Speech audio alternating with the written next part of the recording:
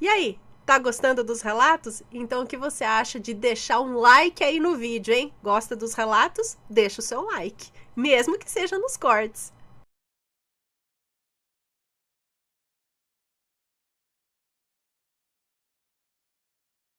Bom, dito isso, vamos ao relato de hoje, que é este daqui. Morrer de vontade. Vamos lá. Tem mais um adendo aqui mas não é bem um título. Então o título é esse: Morrer de vontade. Vamos lá. É uma moça que nos conta. Olá, Ana e família maravilhinda, e um olá também a todos os assombrados. Meu nome é Fulana, vulga Fulana, na voz maravilhosa de Aninha Assombrada. Meu, meu autoden... Ah, me autodenomino, é isso? Me autodenomino espiritualista. Eu sigo a doutrina espírita cristã há quase 40 anos e acredito que isso me ajuda a abrir a mente para as coisas desse imenso universo. Atualmente trabalho como taróloga full-time, depois que me aposentei funcionalmente de uma grande empresa. O relato é longo e espero ouvi-lo num tipo ao vivo ou nos cortes, pois ao vivo mesmo para mim é um pouco difícil. Cá está num tipo ao vivo. Matheus já trouxe água? Na verdade não, eu tenho que catar a água dele aqui mesmo. Ele esqueceu aqui, eu vou pegar essa daqui. Bora e senta, que lá vem história. Os nomes estão todos trocados, como de praxe. Sou uma jovem senhora de 62 anos. Nasci e ainda moro numa cidade do interior paulista, no Vale do Paraíba. Esse fato que relatarei, na verdade, fui entender a profundidade dele quando já adulta e mais espiritualizada. Essa primeira parte do relato só tenho na memória pequenos flashes, e foi a minha tia Márcia que preencheu algumas lacunas dele, me reavivando as lembranças. Pois bem, minha família era evangélica. Pai, mãe, irmão, eu, tios e primos maternos. Na minha infância, os evangélicos não eram conhecidos por essa denominação, mas sim éramos chamados de crentes. Sempre vistos como diferentões pela rigidez dos dogmas, o que fazia com que acreditássemos sermos os únicos a obter a salvação. Ela tá falando aqui de como era ali ao redor dela, né, naquela época. Ela tem 62 anos hoje, então ela tá falando de quando ela era ali criança, isso, ou jovem, enfim, adolescente, não sei. Bom, eu e minha família frequentávamos a igreja regularmente e eu adorava. Íamos todos os domingos à escola dominical pela manhã, onde crianças, de bebês até adolescentes, tinham professores, atividades, tarefas de casa e férias. Era uma escola mesmo. Tudo estruturado e organizado. Essa igreja que eu frequentava era derivada das anglicanas, que são as inglesas. Descrevo com certos detalhes aqui para reforçar que esse era o único lugar no qual podíamos socializar, pois o restante, fora da igreja, era o mundo dos ímpios, né? Ímpio significa aquele que não tem fé, ela está dizendo aqui. Bom, assim, vou catar a água do Matheus.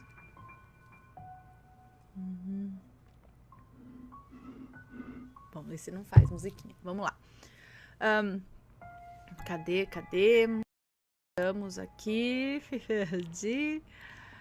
Ah, tá. Então, o único lugar para socializar era na igreja, na escola dominical. Qualquer coisa fora disso era o mundo dos ímpios. Assim, se éramos matriculados no berçário da escola dominical, possivelmente a convivência iria ser para o resto da vida. Passando pela adolescência e depois para a mocidade, senhoras e senhores membros da congregação, enfim. Tínhamos, então, pouco contato com o mundo real, digamos assim. E para mim, tudo certo, pois era a única religião que eu conhecia e me fez muito bem naquela época, diga-se de passagem. E foi nesses moldes que se formou uma amizade sólida entre o meu priminho Marcos e sua amiguinha Mariângela, filha única do casal Ismael e Jurema. amicíssimos de minha família e da família dos meus tios, Márcia e Gilberto, pais do Marcos. Era uma amizade diferente. A afinidade deles era incrível e na escola dominical não se largavam. Claro que outras crianças também brincavam juntas, mas a amizade deles era notória, num misto de inocência e respeito.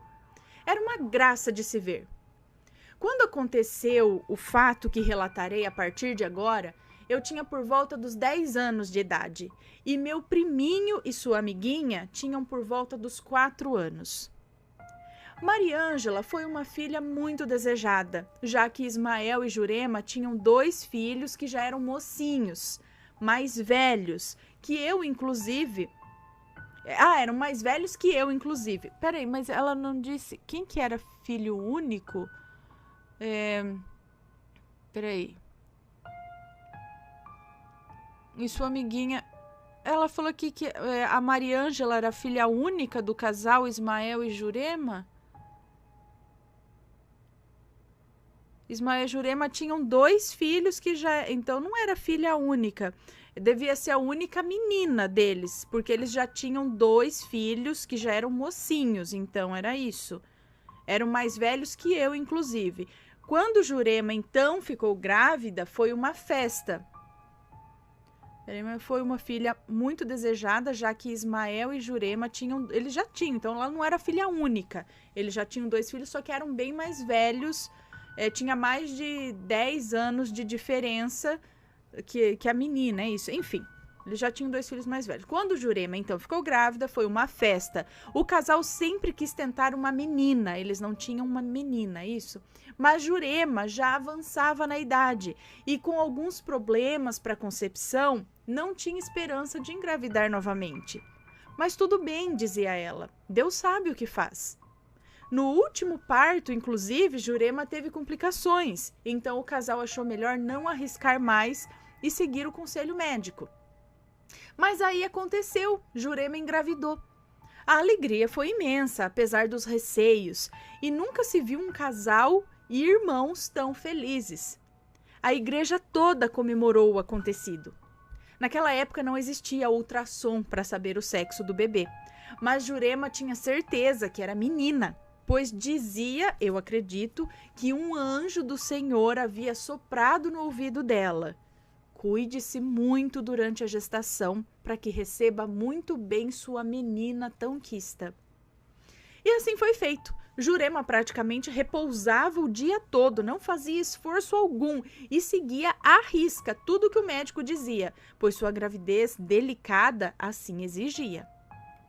Naquela época, não era costume a mãe fazer acompanhamento durante a gestação, mas como o caso de Jurema era diferente, ela ia todo mês ao médico da família.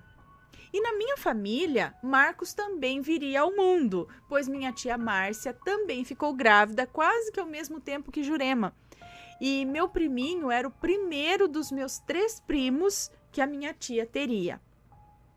Daí para frente, só alegria nas famílias, cada momento das gravidezes. Mariângela nasceu num clima de imensa alegria e tudo correu maravilhosamente. Marcos também veio ao mundo logo depois. Na igreja evangélica, os bebês não são batizados, eles são consagrados a Deus. A cerimônia foi feita para os 2 bebês na mesma noite de culto e a comemoração foi partilhada pelas famílias, e assim consolidava-se o encontro daquelas pequeninas almas. O tempo passou e os 2 estavam na mesma classe na escola dominical. Eles já estavam com 4 aninhos, mais ou menos, quando o fato teve início.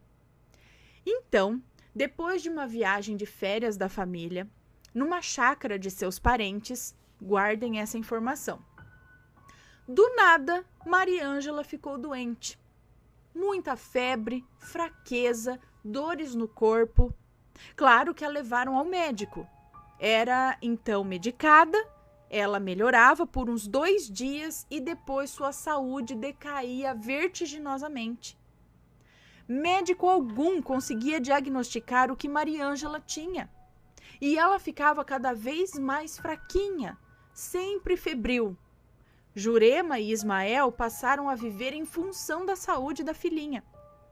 Marcos, no entanto, não entendia por que sua amiguinha estava faltando à escola dominical e o porquê dela não ir mais à casa dele para brincar.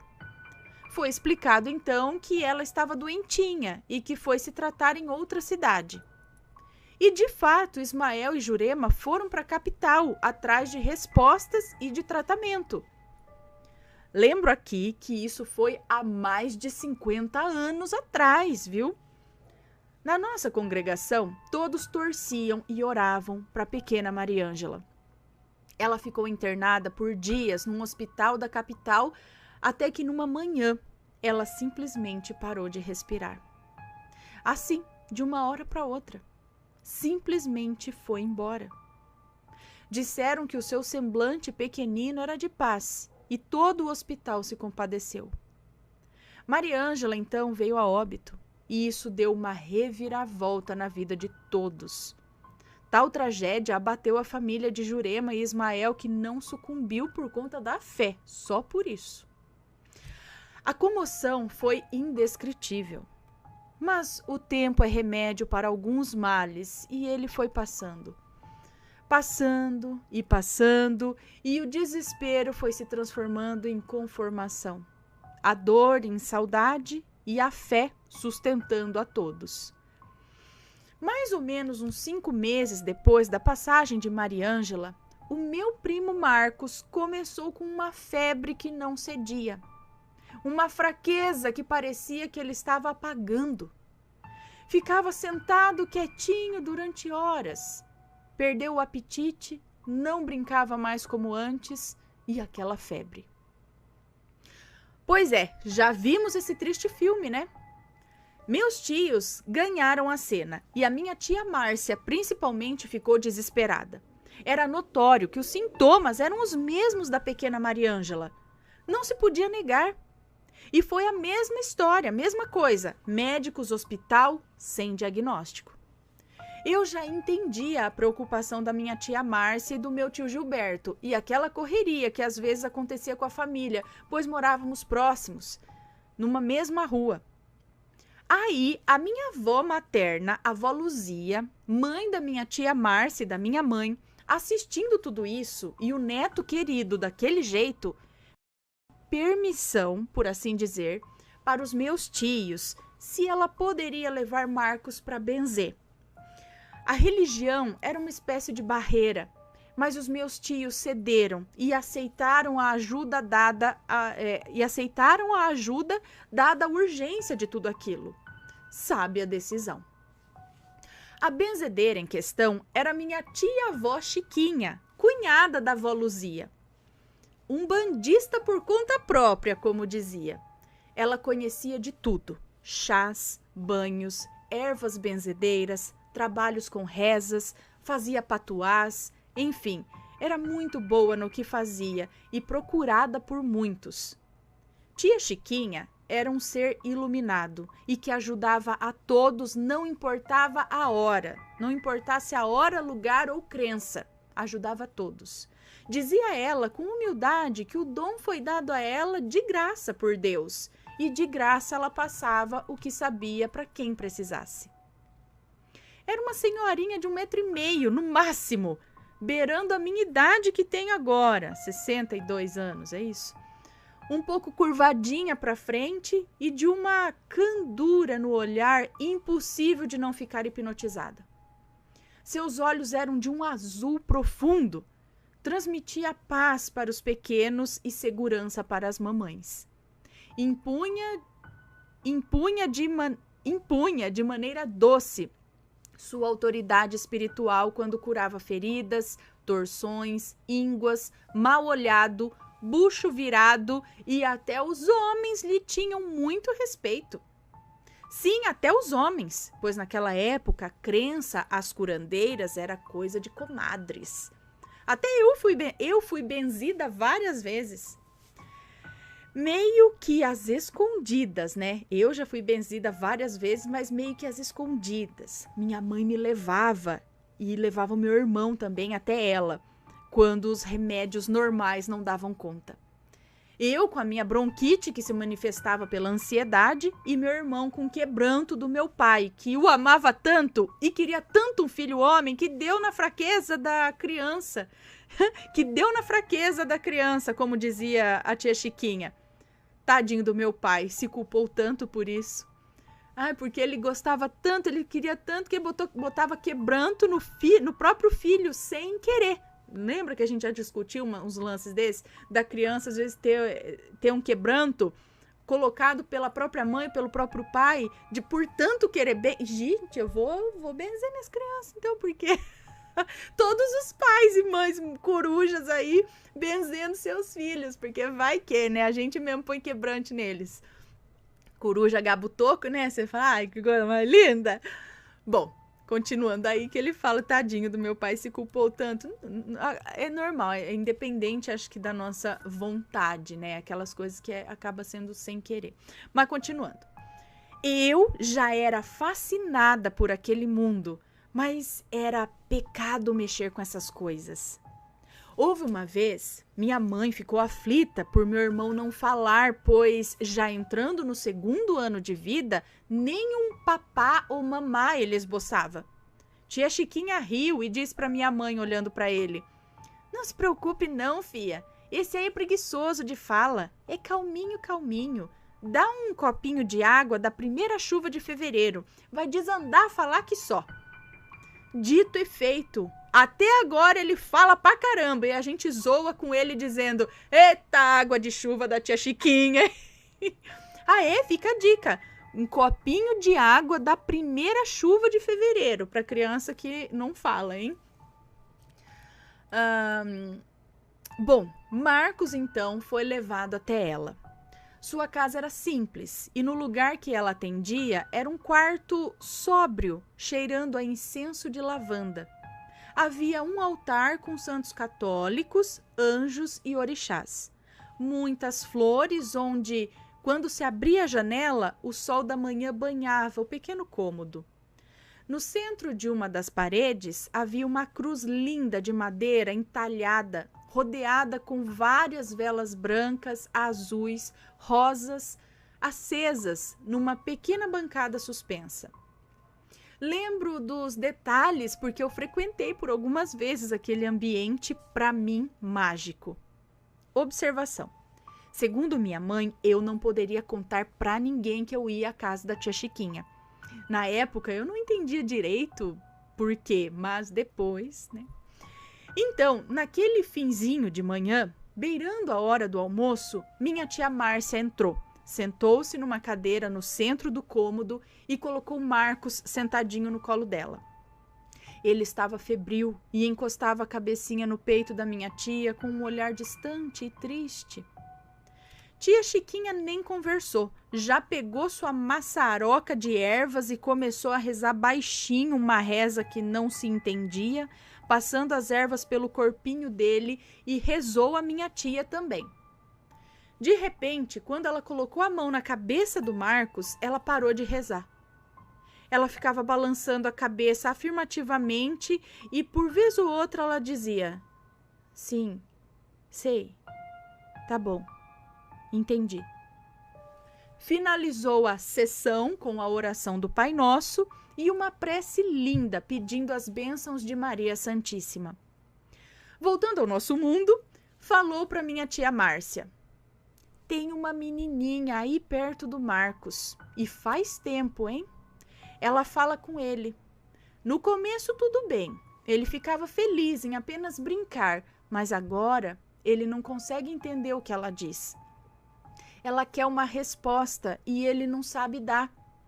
Essa menininha virou anjinho tem pouco tempo. E ainda há muita tristeza na família dela. E continuou. Pois ela morreu desconfiada, fia. Desconfiada era quando a criança via um brinquedo ou uma comida, uma coisa que chamasse a sua atenção e que se transformava em ardente desejo. Mas a criança não conseguia dizer para o adulto o que era, e aí ela caía doente sem explicação. Ou seja, aquela história, sabe? Quando a criança vê um brinquedo, não fala, ou até dá uma dica, mas a gente não entende, a criança começa a ficar doente, não sara por nada, e quando você dá o tal do brinquedo, ela sara. Ou quando vê uma coisa de comer e fica com vontade, né? Quem aí já passou por isso? Eu já passei por isso, já fiquei com febre por conta de uma roupa que eu vi numa vitrine de uma loja. A febre passou só depois que minha mãe comprou a roupa pra mim. Meu irmão já passou por isso 2 vezes. Caiu com febre, doente por conta de uma motinho que ele viu na vitrine de uma farmácia uma vez, quando ele era criança, e uma girafinha que também em algum lugar. Ele ficou doente essas 2 vezes por conta de brinquedo, eu também por conta de uma roupa, não por conta de comida. Acho que a minha mãe, isso é de família, eu acho. Minha mãe, segundo a minha avó, acho que ficou doente uma vez porque ela viu uma macarronada na casa de alguém, ela queria comer. Mas foram coisas que ela conseguiu dizer que ela estava com vontade, ou a gente conseguiu, minha mãe ficou pesquisando o que é, porque alguém falou, pode ser vontade de alguma coisa. E aí minha mãe ficou pro meu irmão, no caso, o que foi, o que viu, fizeram, refizeram aquele caminho para até chegar na bendita da motinho que viu lá na farmácia, não sei na onde, sabe? Então foi investigando e chegou um ponto. Mas eu nunca imaginei que poderia, às vezes, ser uma coisa até mais grave. Mas vamos continuar a história. Então, quando ela falou que a menina morreu desconfiada, desconfiada seria isso, quando a criança fica com muita vontade de alguma coisa e acaba não tendo o seu desejo atendido, né? Não consegue expressar ou falar do que ela estava com vontade. Bom, minha tia Márcia arregalou os olhos e foi buscar resposta para o Marcos e acabou encontrando a resposta para Mariângela, ela pensava. Tia Chiquinha do céu, ela disse, tadinha dela. Foi o que a minha tia conseguiu falar. Bom, minha tia Márcia me disse então que passou um filme na cabeça dela de toda a saga do casal amigo em busca de um diagnóstico para a pequena Mariângela. E minha tia Márcia perguntou o que era para se fazer, então, diante disso. E nesse ponto, ela colocou de lado toda a doutrina religiosa que conhecia, abrindo seu coração para o puramente espiritual. E a tia Chiquinha disse, essa menininha morreu com vontade de comer arroz com ovo frito. Trouxe de lá de onde foi passear, as férias na chácara, lembram? Ela viu alguém estourar a gema do ovo no arroz, misturar e comer. Não soube dizer isso para os pais, que também não entendiam o que ela queria dizer, apesar das tentativas, e a energia dela foi minguando. Agora que ela está mais forte lá do outro lado, veio em busca disso no mundo material. Ela e o Marcos são almas irmãs, de outras vidas, e assim ela brincava com ele, até que começou a pedir essa comida, mas o Marcos não entendeu. Por isso ele está ficando doente igual a ela. Muito triste isso, mas com fé em Deus podemos consertar essa feita.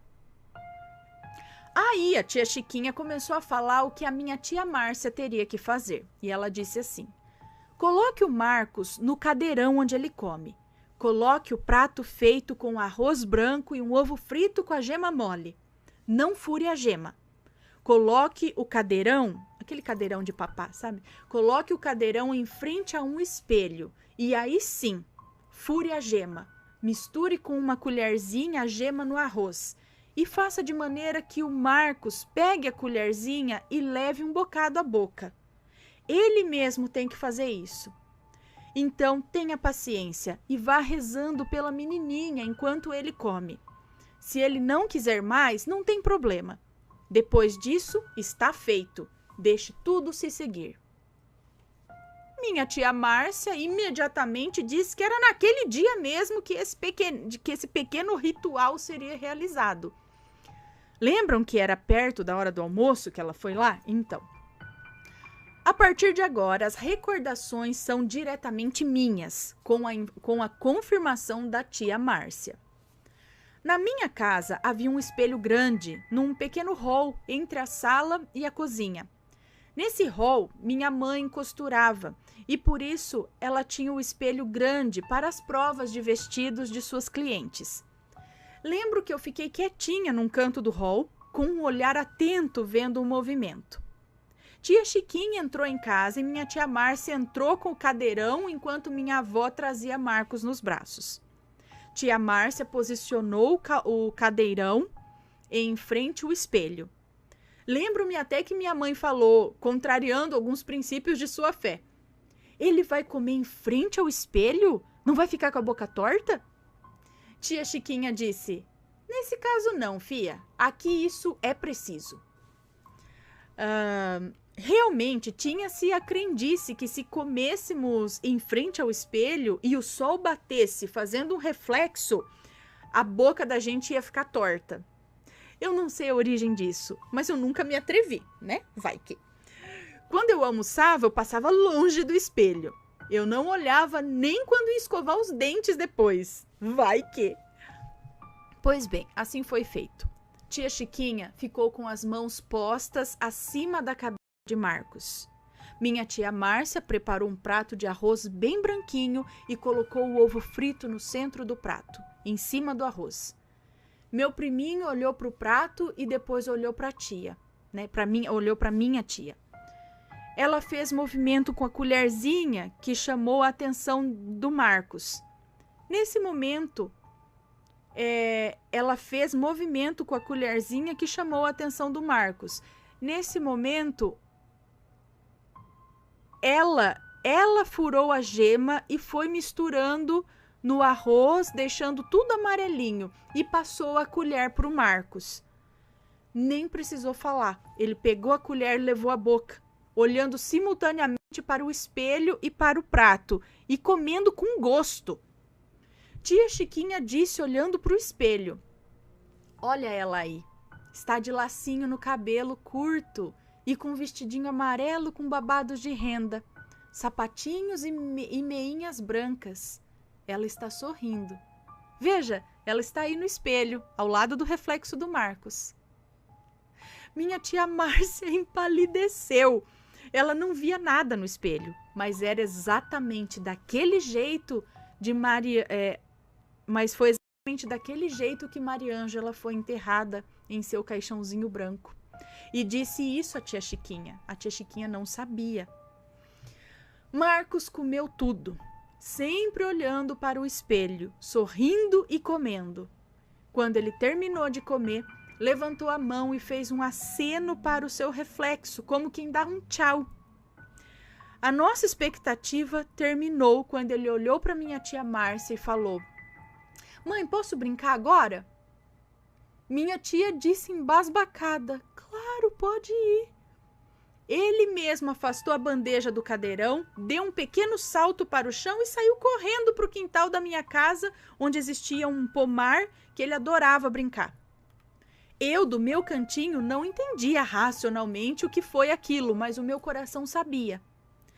Sabia que existia muito mais mistérios no mundo do que poderiam nos ensinar quaisquer regras religiosas.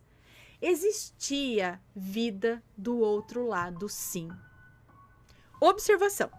Aqui deixo claro que eu não estou julgando a respeito, que eu não estou julgando e respeito quaisquer segmentos de quaisquer igrejas, e que o berço evangélico me fundamentou com estudos muito profundos sobre o Cristo e a Bíblia, e a isso sou eternamente grata.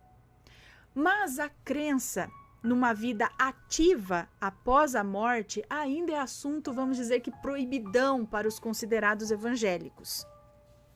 Bom, Marcos foi curado, entre aspas, né? Foi curado.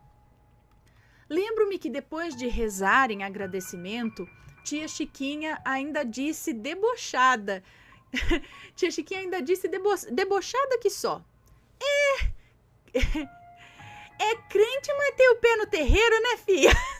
E deu uma gostosa e pura gargalhada. Na verdade, todo mundo se entreolhou. Eu, tia Chiquinha, minha mãe, minha tia Márcia e minha avó. E rimos também, pois era a mais pura verdade. E daí, vida que se seguiu. Minha tia Márcia, depois desse episódio, esperou um momento apropriado e contou tudo para Jurema e Ismael com certa reserva. Mas qual foi a surpresa quando Jurema disse que aquilo aliviou seu coração de mãe ao saber que sua Mariângela não estava mais doente. Alguns anos mais tarde, o casal adotou uma menininha e a chamou de Mariana, que é o xodó de todos até hoje. Mulher feita que se tornou. Tia Chiquinha ainda viveu muitos anos, pois ainda adolescente me lembro de ir até a casa dela para passar pela reza. Marcos hoje é um homem feito e tem sua família. É evangélico e não entra no mérito da sua cura por uma benzedeira. Não gosta nem desgosta e sempre respeitou a tia Chiquinha, que hoje lembra vagamente. Minha tia Márcia continuou recorrendo à tia Chiquinha quando achava necessário e depois de algum tempo também deixou de frequentar a igreja, mas numa boa. Encontrou outro caminho para chegar a Deus e é muito feliz assim.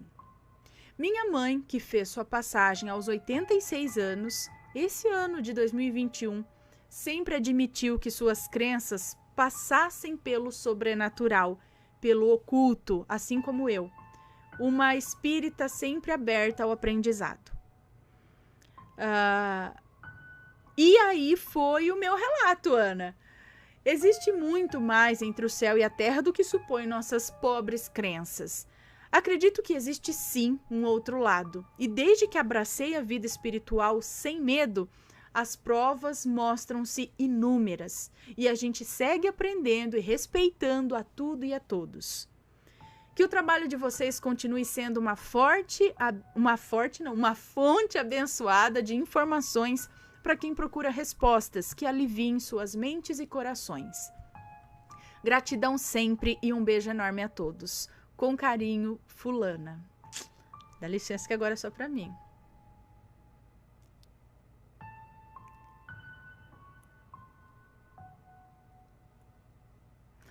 Um beijo, imagina. Muito obrigada pela sua história. Gente, então, como eu disse, eu nunca imaginei que eu não sei, não tem explicação médica ou científica para essa vontade que chega. A gente já viu alguns casos aqui que chega à morte. Minha avó contava isso, mas eu achava que era coisa de. Não deve, provavelmente tinha alguma outra doença que não era diagnosticada no sítio, e aí falava que foi por conta de vontade. Mas agora eu não sei não, gente. Não é o primeiro relato que eu leio a respeito disso, e eu lembro que os antigos, sempre ali que tinha uma criança em volta, ia comer alguma coisa, alguns antigos, outros não ligavam, né? Mas minha avó mesmo, alguma coisa assim, perguntava. Ou eu, às vezes, era criança, lembro de alguém, algum adulto, perguntar pra mim, você quer isso? Quer? E eu falava que não, porque realmente eu não queria. Às vezes olhava, mas não tava nem assim, muito querendo. E aí a pessoa falava pra minha mãe, tipo, não, pega pra ela, porque dá medo ficar com vontade, né? Então era uma preocupação real da criança ter uma vontade, de repente ter vergonha de dizer que quer, ou ver que... Por isso. Aí a gente fica pensativo, né? Tô com medo de deixar a criança passar vontade. Mas existem alguns casos que chegam a esse extremo. Alguém pode explicar? Alguém da neurologia? Alguém da psicologia? Da psiquiatria?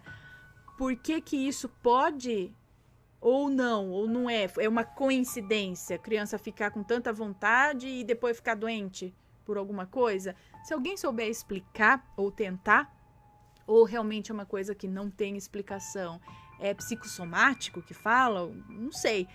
Deixem aqui nos comentários. E se conhece uma história desse tipo ou já aconteceu com você, manda um relato pra gente. Me conta, gostou do relato? Então o que você acha de deixar um comentário aqui embaixo, sempre com respeito, por favor. Além do like, é claro.